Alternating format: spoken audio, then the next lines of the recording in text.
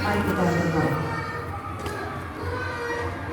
Kami siap mendengarkan firman-Mu pagi ini Tuhan. Urapi dengan kuasa Roh Kudus agar firman Tuhan saat ini boleh menjadi pedoman dalam setiap langkah hidup kami, juga dalam tugas dan tanggung jawab kami sebagai pendidik bagi generasi bangsa ini. Di dalam nama Tuhan Yesus, firman yang hidup, kami berdoa. Amin.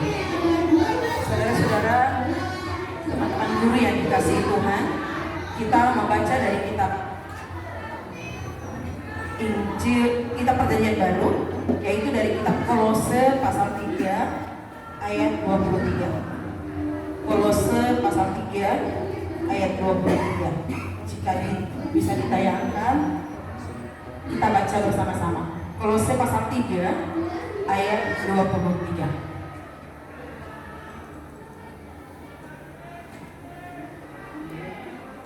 Kita baca bersama-sama, mulai.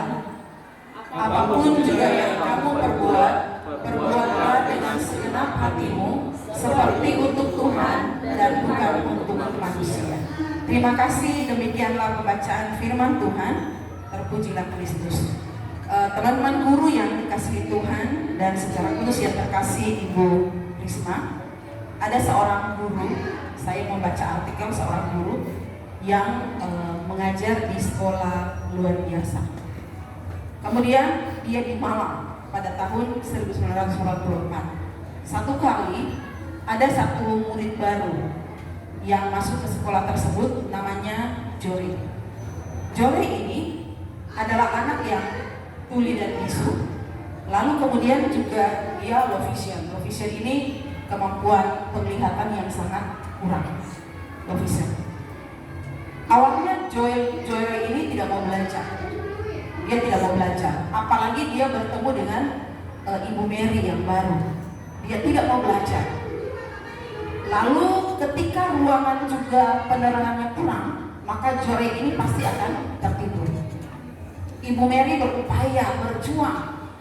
Ketika waktunya belajar, dia minta penambahan alat cahaya. Jadi lampunya ditambah agar supaya ruangannya terang benderang, lalu kemudian Jore bisa belajar dan tidak tidur. Semua upaya dilakukan dan itu dilakukannya selama 6 bulan. Sampai kemudian di bulan ke-7 Jore bisa belajar dan juga dia bisa beradaptasi dengan orang-orang yang ada di sekitarnya. Tapi Ibu Mary memberikan totalitas pengabdian yang sangat luar biasa dalam pengajarannya secara khusus bagi Jore. Nah, saudara-saudara yang dikasihi Tuhan, Paulus memaparkan bahwa hubungan dengan Tuhan adalah landasan hubungan kita dengan sesama. Ketika kita melakukan segala sesuatu untuk sesama, maka sebenarnya kita sedang melakukannya untuk Tuhan yang menciptakan kita.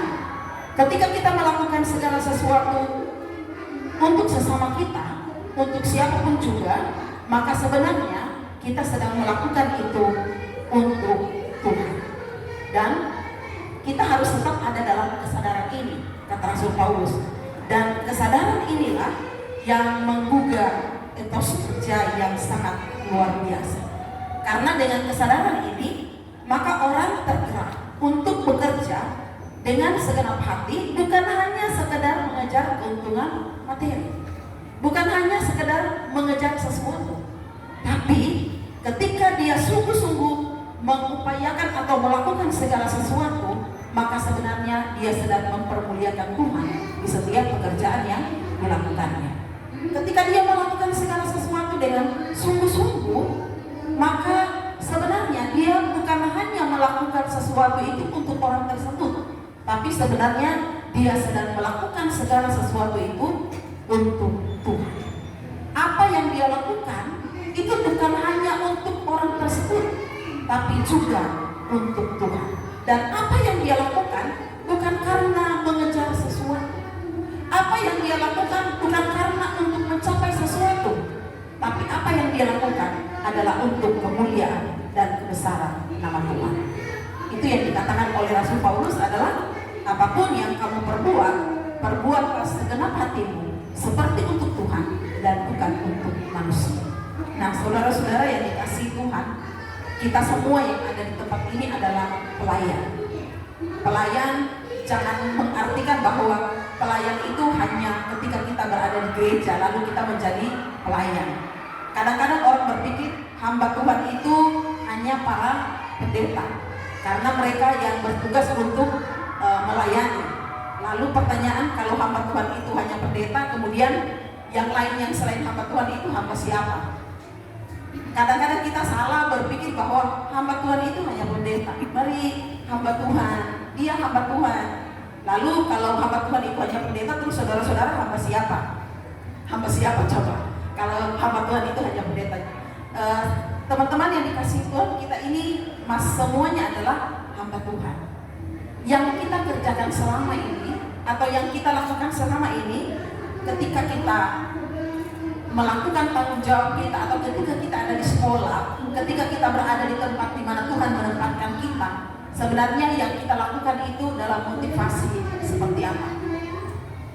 Hari ini firman Tuhan menegur kita, apapun yang kita lakukan, mari semuanya kita lakukan seperti untuk Tuhan dan bukan untuk manusia. Dalam arti bahwa ketika kita mendidik anak-anak kita, ketika kita mengajar anak-anak kita, maka yang kita lakukan itu bukan untuk mereka, tapi yang kita lakukan itu adalah untuk Tuhan. Ketika kita mendidik anak-anak kita, ketika kita mengajar anak-anak kita, maka yang kita lakukan itu bukan untuk mereka, tapi untuk Tuhan. Kenapa? Karena mereka adalah perwakilan Tuhan yang ada di dunia ini, dan kita dipakai oleh Tuhan untuk mendidik mereka. Karena itu, lakukanlah tanggung jawab kita, lakukanlah pekerjaan kita, lakukanlah tugas kita masing-masing seperti untuk Tuhan dan bukan untuk manusia. Dan ketika kita melakukan segala sesuatu seperti untuk Tuhan dan bukan untuk manusia, maka Tuhan yang mempercayakan pekerjaan ini kepada kita pun akan bertanggung jawab untuk setiap langkah kehidupan kita. Tuhan yang mempercayakan setiap tanggung jawab ini untuk kita. Kita menjadi guru karena kita dipercaya oleh Tuhan. Kita menjadi guru karena Tuhan memberikan pekerjaan ini kepada kita. Apapun yang kita lakukan, apapun yang kita kerjakan untuk Tuhan, maka Tuhan akan bertanggung jawab untuk setiap langkah hidup kita. Karena itu sekali lagi, lakukanlah segala sesuatu seperti untuk Tuhan dan bukan untuk manusia. Amin.